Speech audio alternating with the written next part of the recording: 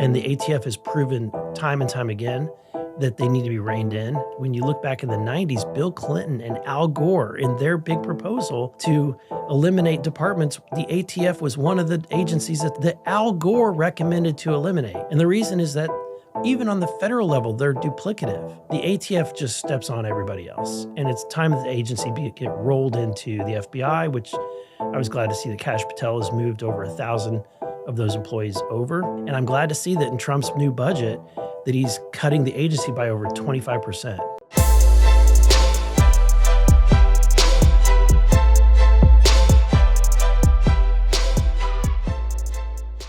Thank you so much for tuning into the Signal Sit Down, but before we get to the interview, we'd love it if you'd hit that like and subscribe button on YouTube, Spotify, or wherever you may be joining us.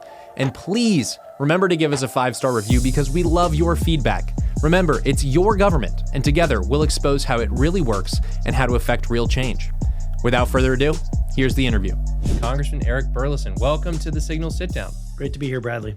So in February of 1993, ATF laid siege to the Mount Carmel Center in Waco, Texas. By April, more than 80 people were dead. And there has long been criticisms about the actions of the ATF in confronting the Branch Davidians and David Koresh. This is not a conversation I think anyone imagined Republicans having 10 years ago about the abuse of our federal law enforcement agencies. I think the ATF was probably among the more hated law enforcement bureaucracies that the federal government maintained. But now that momentum to really pare back the ATF is real, and you have introduced a bill called the Abolish the ATF Act. I think it's short, simple, and to the point. Why have you introduced this piece of legislation? Yeah, so to the very point that you just brought up about Waco, that's one example. You've got what happened at Ruby Ridge. It was another disaster. So for viewers who don't know, I think the Waco example is the worst. Is the worst one, and a lot of people know about it. Because you have women and children that were burned alive in a building, all because the ATF believed that David Koresh and the people that lived there were changing the triggers to turn semi-automatic rifles to automatic. That's what they believed. So, nothing can justify going in and what happened to those people, because I feel like they were absolutely innocent people. When you talk to people that live in that area that knew them, they thought they were kind of a goofy group, but certainly nice people, right? Didn't deserve to be burned alive. Ruby Ridge, these are the more specific examples of ATF abuse that go beyond just Waco. I think people hear about Waco and what the ATF did, and they said, oh, well, that's kind of a one-off. You kind of mulligan on that one. It was a terrible mulligan, but a mulligan nonetheless. But this has been a repeated pattern of behavior, and Ruby Ridge shows that. It's a repeated pattern. You had the Fast and Furious that was run by the ATF, complete disaster, ended up arming the cartels, giving them automatic rifles that were paid for at taxpayer dollars. And it was the crazy plan by the ATF. The other thing that they did just recently, because they changed the rules on, without any kind of lawmaker getting involved whatsoever, they just decide, one bureaucrat decides that they're going to change policy, and suddenly they're enforcing brand new laws that no one's heard of. And the one that they were enforcing at the time was a change that said that if you're purchasing too many firearms, then you need to register as a gun dealer, right? So you have an individual, I think his name is Malinowski, who was an upstanding citizen in Arkansas, in Little Rock. He was the administrator of the local airport. He was one of the administrators at that airport. And unfortunately, he was investing too much of his resources in firearms. Some people buy gold, some people buy stocks. This individual collected firearms. God bless him. This is America. You should be able to do it. But the ATF raided his home. They shot his dog first. They always shoot the dogs. And then they shot him. He was unarmed. He was shot and killed. And for what? Right? And so law enforcement, I will defend law enforcement all day because they're the ones that are supposed to be defending our rights and our life. But when that very law enforcement becomes abusive and becomes an institution that's designed to take away our rights, they're no longer living under the Constitution. They're a rogue agency, and the ATF has proven time and time again that they need to be reined in. And I'm excited to see. So this has been my talking point. I mean, if you look at my Twitter account, it is an all-out,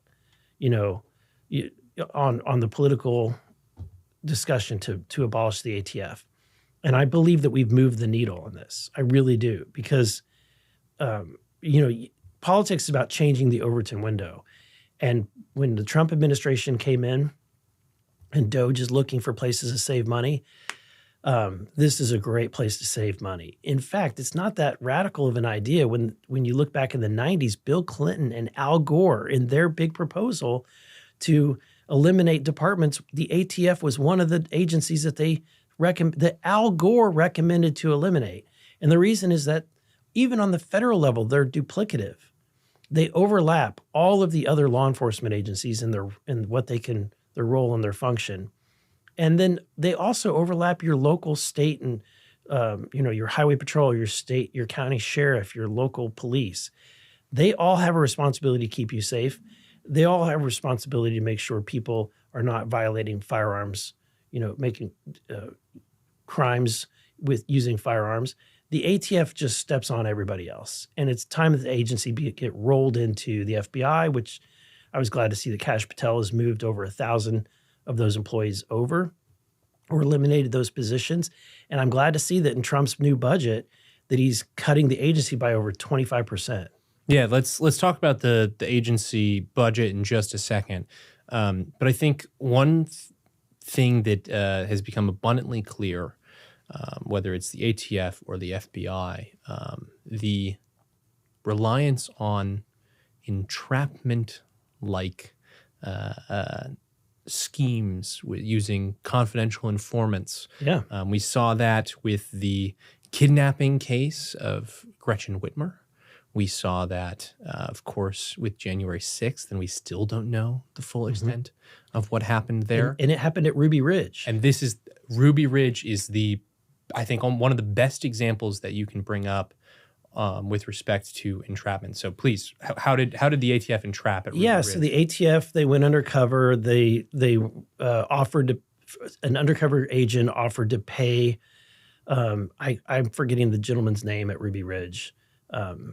But they offered to pay him to shorten a shotgun, to saw off a shotgun. He actually had never done it before. He turned him down. They were persistent in trying to get him to do it. And I mean, at the end of the day, they created the dynamic. And that's not for our law enforcement to do. Yeah, that individual's name was Randy Werner back in the day. And as you said, Trump has now moved to not really appoint a leader of the ATF. It was Kash Patel was the first chosen head, which was a great move. And a good movement in the right direction, right? Showing that a lot of these duplicative law enforcement functions of the federal government, of these other bureaucracies, are going to be absorbed by the DOJ and the FBI. Yeah. And rightly so, right? Because one of the things that people bring up a lot is the videos of the Biden administration's new IRS agents. And they're all armed. They're all obese and they have weapons now. Yeah. Why does an IRS agent need a firearm? EPA, why are they carrying around firearms? I understand that they are taking a risk and going onto some of these people's property because they're probably not too happy that government bureaucrats are there. But is that really the intended function of these agencies? Yeah, Not at all. I don't think we want to live in a police state, right? That's right. So we want our law enforcement to protect our constitutional rights, not to oppress them. Mm-hmm. The ATF, though, Kash moves or gets rid of 1,000 jobs. He has since stepped back from that role, and Dan Driscoll is kind of the acting head of ATF, who's also, I believe, the Secretary of the Army right now. Trump's budget, as you said, cuts the agency by over $1 billion, 25% decrease in ATF funding. Where do you see this heading for the ATF? Do you actually think that at some point Republicans are going to have the will to abolish the ATF, or do you think it's going to be incremental changes by executives who know personally the I guess mechanics of the lawfare state? Yeah, I think that you could do to the ATF what they did to the Department of Education, where you eliminate the agency, but the core functions, the things that are necessary, you move the responsibility of those squarely in one other agency, in this case, the FBI. And while some people are concerned about that, my response is, look, the FBI isn't creating Ruby Ridge, and the FBI is not creating Waco. In fact, I mean, they were involved in that after the fact, and they trying to clean up all of the disaster. They were brought in when ATF was already screwing up very badly. That's right. And so at the end of the day, I would rather have one agency that's out there than to have two. Right. And so I do think that it is better to, in the private sector, we always would say when we're trying to contract with somebody, I want one neck to choke. Right. Right. And so, and that's a harsh way to put it, but at the end of the day, as a lawmaker, I want one neck to choke. I want one place to go to be, and instead of all of these agencies that are violating people's rights left and right, I don't want to play whack-a-mole. I want one place that I'm going to go to and make sure that they're living up to the promise. A few weeks ago, we had on Clint Brown, and he was the Sherpa for Kash Patel's FBI director confirmation. And he took his kind of inside the pitch that Kash Patel was giving to these senators, saying, hey, I can promise you two things. One, I promise I'm going to let good cops be good cops and crime's going to go down. And two, I want to give you guys the transparency that Director Wray hadn't provided before. You obviously are on the Oversight Committee. I think that's a big reason why you want one neck to choke, especially if that is under someone like Kash Patel, where you've been promised this radical transparency and you can actually hold people accountable. How does the administrative state, as it currently constitutes, you said it's like playing a game of whack-a-mole, how does that obstruct Congress's ability to do oversight? Oh, it was very difficult, especially when we were investigating the Bidens. It became very problematic and very difficult when the agencies resist you. We would, for example, we'd have a whistleblower come forward, and then they would tell us about certain documents or investigations. And then when we would go request that we were always stonewalled. And we would have to subpoena the information. Originally, they would say, we're not aware of that, whatever those documents that you're looking for, these are not the droids you're looking for, right? But eventually, we would just have to claw and scrape just to get anything out of that agency. And I think that, look, when Biden was in office, because they're all united in their effort to grow government, centralize power, consolidate power, right, and spend more. Because they're all united in that effort, you never saw them work against Biden or against Obama. But you bring somebody in like a Donald Trump, like a Kash Patel, right? They're going to fight tooth and nail against them. But the good thing is that, at least for me as a member of Oversight, having Kash Patel in that role gives us the opportunity to actually get the documents that we request. What when we were talking about what we were going to talk about today, I didn't think we were going to bring up Oversight, but I thought that one neck to strangle is a perfect way to bring it all in. And you guys have been doing a lot of work on the Oversight side. Last Congress in particular, of course, when you guys were investigating the Bidens, but a lot of the American people have a lot of outstanding questions about the Biden administration, about the weaponization of government against conservatives for the last 8 years since Trump has been this central force in American politics. You guys have the majority until 2026. I know there's a lot of stuff to get done. But what questions are still burning for you? What do you want you and your colleagues to get to the bottom of at the Oversight Committee? I absolutely think that we need to identify and release the individuals that were connected to Jeffrey Epstein. That's something that the American people deserve to know the truth on that, and the federal government should not be slow walking this. Are they slow walking it with you guys? I believe that they are. I mean, I don't know if they're deliberately slow walking it, but it's certainly taking a lot of time to get that information. And it's gotten to the point where when I talk to people back home, they say, we're never going to get that. It's never going to happen. That's unfortunate. That the American people are black-pilled on their government, right? Mm-hmm. That's unacceptable, and I'm not going to stand for it. So I'm going to keep fighting to try to get that information released. I think that the American people deserve to know the truth about what happened on January 6th and the FBI's involvement and the full extent in which they were involved. Those are some of the big ones. I mean, I'm on the committee that a little bit more intriguing, the disclosure task force. So we're part of the release of the JFK files. Yes. That was very fascinating for me. I'm not a JFK I'm a fan of his policies, but I was not really into the whole conspiracy theory stuff. We had an episode on it. So you did? they can go check that one out if they want a deeper dive on it. But because I'm on the committee and I don't want to look like I don't know what I'm talking about, I for about 2 weeks poured into the assassination and all of the theories and all the documents, and found a pretty interesting new narrative that from the documents that were released after 2017. That no one's really paid as much attention. There was a huge dump of documents in 2017, and while it's exciting that they released more, that Trump released more, I still think that we need a full investigation, and I Eric Burlison am not going to crack the case on what really happened. I fully... There's people who've devoted their lives to that, and they can go along with that merry work. But hopefully the internet sleuths and people out there who do have the time and energy to pour into this, hopefully they are taking advantage of the fact that we've fought to have these documents released, and they're pouring over them. Obviously, a lot of folks want answers from the Oversight Committee, but you guys are tied down in a little bit of a different process. There's only 24 hours in a day, and hearings add up, markups add up, etc.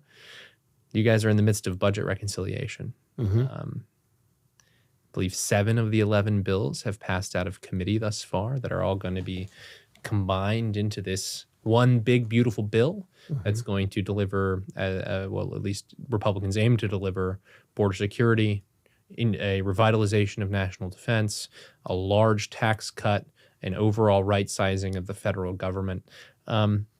Speak to those 7 bills that have gotten passed so far. Have you been impressed with these products? Do you think that you guys are well on the way there? So the bills that have passed so far have been fairly uncontroversial or non-controversial. So I'm on T&I, Transportation Infrastructure, and I'm on Oversight. Transportation infrastructure, most is very non-controversial. A lot of it is repealing the EV mandates, eliminating the EV, not just the EV mandate, but also the money that's going to fund these EV charging stations. So that's where a lot of the savings were. In addition, they're trying to find money to modernize the aviation software, which I think is a noble effort. And so that was fairly non-controversial. It could have been. The original version at the beginning of the week had a $20 federal registration fee for every vehicle in the United States. So let that soak in. This was probably the most controversial thing in this first tranche of bills. It was. This $20 fee for a gas vehicle, and they were going to increase the EV fee to $250, I believe. Is that correct? Yeah, they're going to eat to $200, and then if you have a hybrid vehicle, you have to pay $100. And I can understand the argument that they're making about EVs and hybrids, because when you're paying fuel tax, when you buy gas at the pump, you are paying tax to the federal government in the form of fuel taxes. And on average, the average American is paying about $250 or per vehicle, right, is being paid. That's so that we can fund the roads that that these vehicles are driving on. Right. It's no longer a accurate predictor of use of the roads. How much gas you're paying for, right? That's right, because the amount of miles per gallon is dramatically increased, the fuel efficiency, and you've got these EV vehicles who are paying nothing, right, to the Highway Trust Fund. I can understand the argument that we're going to, in order to make that equal, that we're going to, or equitable, that we would impose some kind of fee on electric vehicles and hybrids. But I'm not sure that I think that the way in which to do a national registration is a smart thing to do. The reason is I'm afraid that if we don't have a Trump administration, we have another Biden come in, he's going to reverse things, and he will take that registration fee and apply it to gasoline vehicles. Especially as our fleet becomes more and more electric, or electric parts become an even larger part of gas-powered vehicles, right? Biden administration locks down the economy because of COVID. Flick. Right. Turns off your car. Doesn't work anymore. Yeah, that would be terrifying. That's terrifying. And you have a registry of all those different vehicles that can be turned on. A national registry. Yeah, now you've got me. We're talking Waco, we're talking Ruby Ridge, we're talking January 6th, we're talking the big switch that turns off all the cars. We have our tinfoil hats on today. We were able to get that $20 fee off of fuel vehicles eliminated from the bill, so at least it's not a universal national registration fee, and so that was an early win. The other committee I'm on, Oversight, for mostly non-controversial topics, and that now there was a little bit of a controversy about changing the formula for federal employees and their pensions. So federal employees have both a pension and a 401k, right? I really wish I would have become a bureaucrat. Yeah, it's great retirement. You get to have your cake and you get to eat it too. But it's a golden parachute. I mean, it's really a fantastic retirement system. And what happened is Congress passed something that said when they created the 401k, they said that in order to continue the pension, you have to contribute 4% of your salary into the pension system, which is very modest. But they grandfathered in people that have been around for a long time. So what the Oversight Committee did was eliminate that grandfathering in clause for some of the workers in order to save money and just kind of get it done and over with. So that's about it. But these 7 bills have been pretty non-controversial. I think the hiding controversy is the products of the Homeland Security and the Judiciary Committee with respect to immigration. A lot of taxpayer dollars going towards securing the southern border. President Trump has done a lot already to make that happen. Crossings have cratered.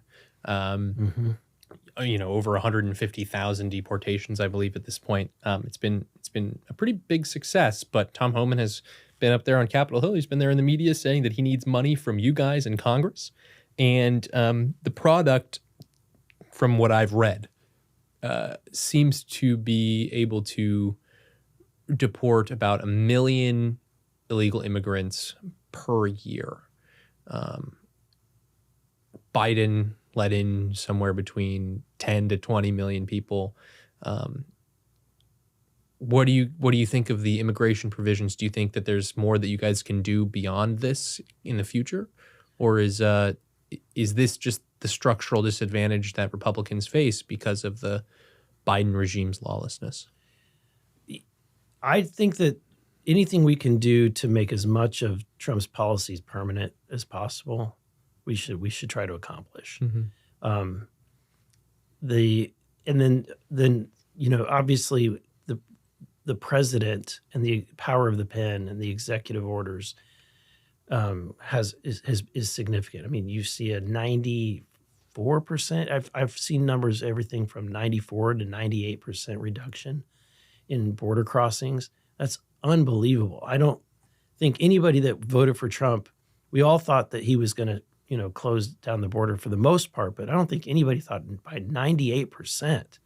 That's awesome. And so, look, he sets the standard, and we should aspire to accomplish all of his goals.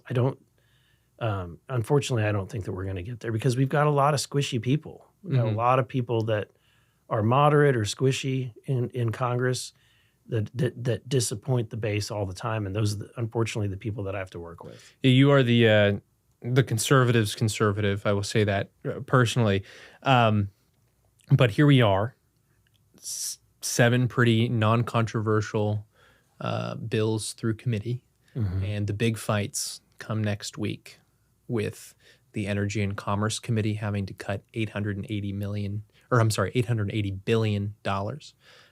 and the Ways and Means Committee negotiating a upwards of $4 trillion tax cut. The fault lines are as follows. I think the biggest one for the Energy and Commerce Committee is what to do about Medicaid. That's where you're going to have to figure out where to get that amount of savings if you're going to meet that $880 billion instruction. And then, of course, for the Ways and Means Committee, it's what to do about SALT. I guess let's start with taxes, because that is, I think, a big promise that conservatives have made. I think it was secondary to immigration, but the tax cut is going to follow. Moderates, again, screaming at the top of their lungs, saying that the federal government and federal taxpayers need to incentivize high state blue taxes. That's personally enraging to me because I want my home state of California punished for their exorbitant tax rates on its citizens. Where do you think that this tax conversation goes in the next week, and what do you think conservatives are going to do with the product? Yeah, so we've staked out a line in the sand and made it very clear that we don't want to increase the deficit. In fact, I think I'm on a letter that's getting ready to be distributed to the speaker and others that makes it very clear that there's a large chunk of our conference, at least 30, 40 members, who refuse to vote for anything that's not going to meet the requirements of the original resolution instructions that the House passed, which is basically deficit neutrality at the very minimum. So what that means, just in layman terms, is that we're already at a $2 trillion annual deficit. So we're adding $2 trillion every year to the national debt, which currently stands at $37 trillion. We're right at 99% debt to GDP, which we have not been at that level since World War II. And we're not emerging from a world war. We might be facing wars, right? It makes us very vulnerable on the national stage, because if something were to happen, we could not finance a war of that magnitude because of our current level of debt. So it's something that we have to pay attention to. And I, for one, am not going to be a part of, and I did not run for office to come up here and make the debt problem worse. I ran for office to fix the debt problem and to fix the deficits. And look, whenever I was a state lawmaker, I championed the balanced budget amendment to force Congress to balance its budget, just like the states have to balance their budget and live within their means. And so I'm not going to put on my record that I grew the deficit. And so there's a lot of people that are like me. And so within that context, I'm, at the end of the day, if they want to cut taxes, and I want all the tax cuts possible. For me, if I could wave a magic wand, I would implement the tax cuts. I would extend them, make them permanent. I would do the no tax on tip, no tax on no overtime. I may even, if you could figure it out, I would figure out a way to eliminate income taxes altogether because I think they're punitive. But then you got to find the savings. You got to find the spending cuts in order to pay for these tax cuts. And so, to me, I'm willing to go as far as possible to find those savings, and you can find them from Medicaid. You could find them from the green energy scam, all those tax credits there. Yeah, that's the other big debate in Ways and Means, what to do about the Biden energy subsidies provided by the Inflation Reduction Act, right? Right. But, the dynamic that we're facing here is that politicians like to have their cake and eat it too.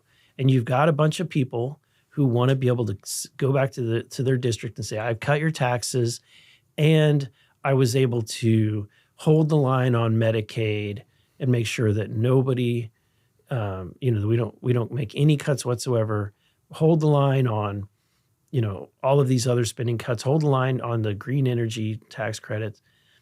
And at the end of the day, it's a lie to their district because the reason why at the end of the day, when government spends money, either way, the American people are going to have to pay it. That you have to pay it through your taxes directly, or future taxes, or through inflation, or usually a combination of all of it. And so, if we want to fix this economy, we have to cut spending. It's clear. It's clear as day. The inflation that the American people are experiencing that's very painful is because Congress spends $2 trillion more than it brings in. We're injecting into the economy. We're printing into the economy $2 trillion. That's watering every dollar in your bank account. That's watering it down, making it worth less. And then our response is, let's tax you on the capital gains of the difference, right?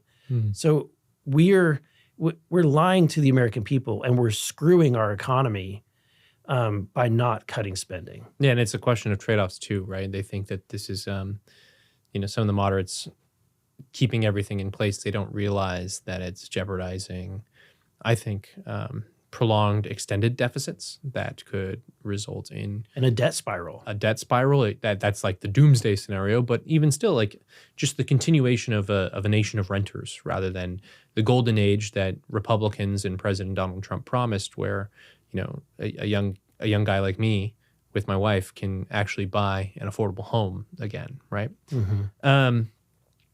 Last topic for us. You are also on the DOGE subcommittee.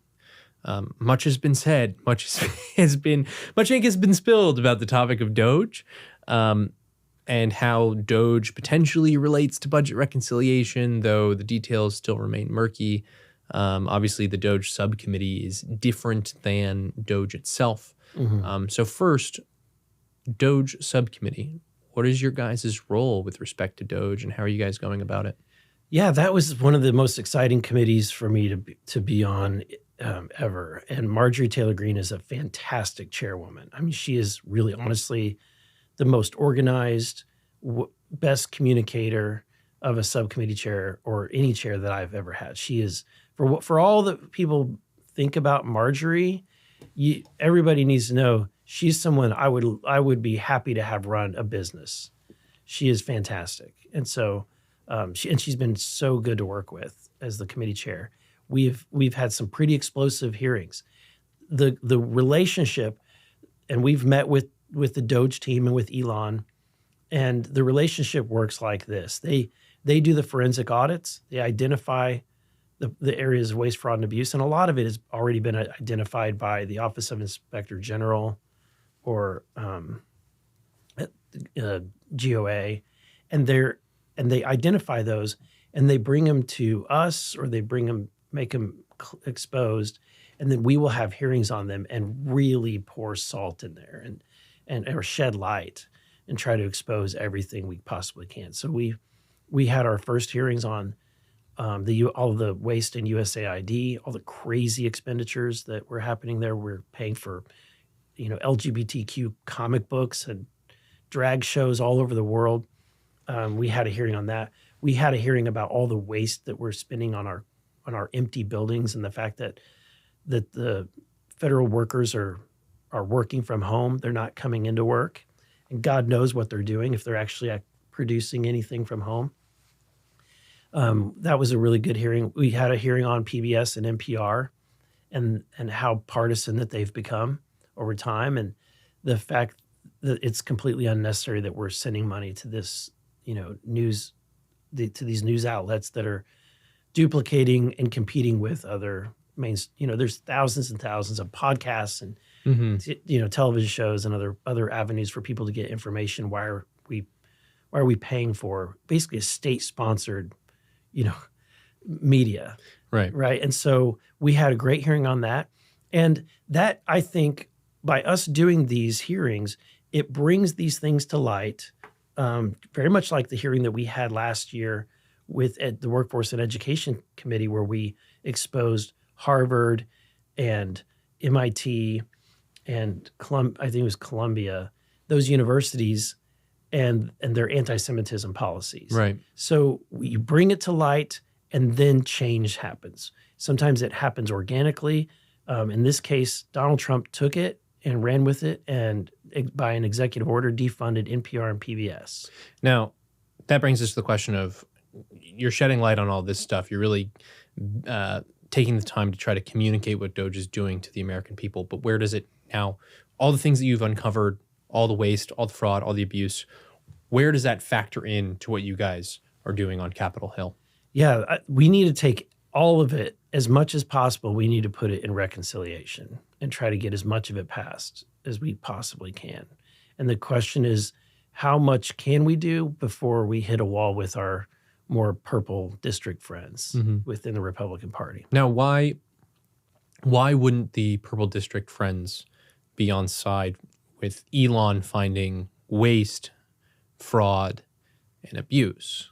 I mean, I understand why some people hesitate to go in and reform Medicaid. I think that you are playing with political fire when you're doing that, right? It's a high risk play, but at the end of the day, if you want to get the one big beautiful bill passed, you're going to have to do something with respect to Medicaid, right? This though just seems like it's all frivolous spending, and they can hide behind Elon Musk as he takes the slings and arrows for potentially not getting the $1 trillion in savings that Elon Musk was hoping to get through DOGE. Yeah, I think that the reason is that the swamp is real, and it's bipartisan, and every one of those individuals have got their little dirt mound or their empire that they're building and protecting, and either because they have created relationships, or they just want that direct power, or they need a landing place after they get done, right? So there certainly is, the swamp is real, and these individuals do not like pulling money from these programs. Even a program like USAID, who you really can't make an argument for cutting any of the stuff that they were doing. I mean, against cutting any of the stuff they were spending some of their money on. It's absolutely crazy. But there are members whose posture is, well, it'll be run differently when we're in charge, right? And they don't want to take away that empire or that dirt mound to be king of. So it's not exactly easy to do the right thing. As we head into this next week, high stakes markups, as I've said before, we're going to more fully know the product that the House has produced. I think a lot of people going into this next week and these next few weeks, potentially, as they get something to the floor, there's a bit of an expectation that conservatives in some way are going to be left holding the bag, that they're going to be stuck with the hot potato. What are the conservative strategies for making sure that doesn't happen? And, where are conservatives planting their flag in the ground so that we all know what to watch for? Yeah, I think that sticking to the framework that the House passed in its original instructions is where we're planting our flag, and making it very clear that if you don't want to make the necessary cuts in the green energy tax credits or Medicaid, waste, fraud, and abuse within Medicaid, that's fine, but you're not going to get all of your tax cuts. And you answer to Donald Trump why we can't accomplish his goals. I want to accomplish all of Donald Trump's goals. And that includes balancing the budget, right? Cutting taxes and then getting on the path towards balancing a budget. And what that means is we have to find spending cuts. We've got to cut spending. I think it solves so many problems. So I'm part of a group that I hope we can all stick together, or we will hang separately, and that's going to stick together and make it very clear that we're not going to support. There's a lot of room within that context, right? We're giving a lot of discretion as to what can happen that we will support. But so long as what comes out is not adding to the deficit, I think that we'll be on board. Congressman Eric Burlison, thank you for coming on the Signal Sit Down. Thank you, Bradley.